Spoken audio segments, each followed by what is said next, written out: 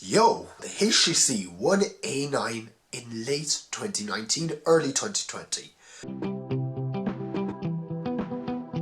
This was released in 2015, good year for smartphones that year. It's running Android 6 with HTC Sense 7. 5-inch display, 1920 by 1080, Snapdragon 617, 3 gigs of RAM, 16 gigs of internal storage with space for removable storage.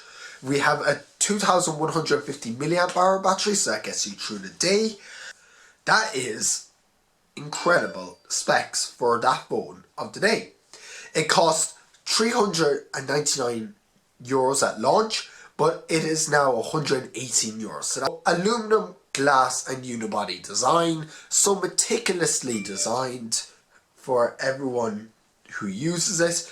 It reminds me a lot of the iPhone 6 design because people said it copied iPhone 6. It's not a bad thing to copy another manufacturer's design, so long as you do it better or you do it to the same standard, which is okay so long as you're copying a good design. In silver, gunmetal grey or black, gold and red. The version I was reviewing came in gunmetal grey. The camera megapixel count is 13 megapixel. It has high quality photos at 10 megapixel. For the time, that was brilliant. It shoots 1080p for 1080p 30 frames a second back camera and 1080p 30 frames a second on the front camera, so very good.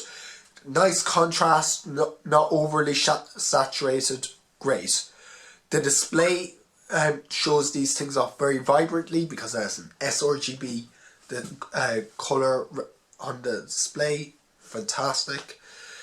And the front facing camera leaves a bit to be desired at 4 megapixels. It smoothens out the skin a bit. It has a beauty filter on, but it's literally just a slider and you can slide it to change it. The screen is a 16:9 aspect ratio. It's not a 2:1 aspect ratio or an 18:9 aspect ratio, which I'd gotten used to on the iPhone 10 that I was using. And believe me, when you go back to an iPhone, and a phone like this, and you go back to your iPhone, or even an iPad with slimmer bezels, you can see the big difference in the screen size and bezels. It makes you appreciate it more. And the camera, there's a slider as I said before, so you can get rid of all the beauty filter stuff. It's not too bad by default. Speakers, they're good for the time. Single firing speakers, they're loud enough. It has the headphone jack, so you can use your regular 3.5mm headphones with it, so that's a bonus I found. They're not too substantial if you compare to even the iPhone 10, which is dual firing speakers, or even the iPhone 7, which is dual firing speakers.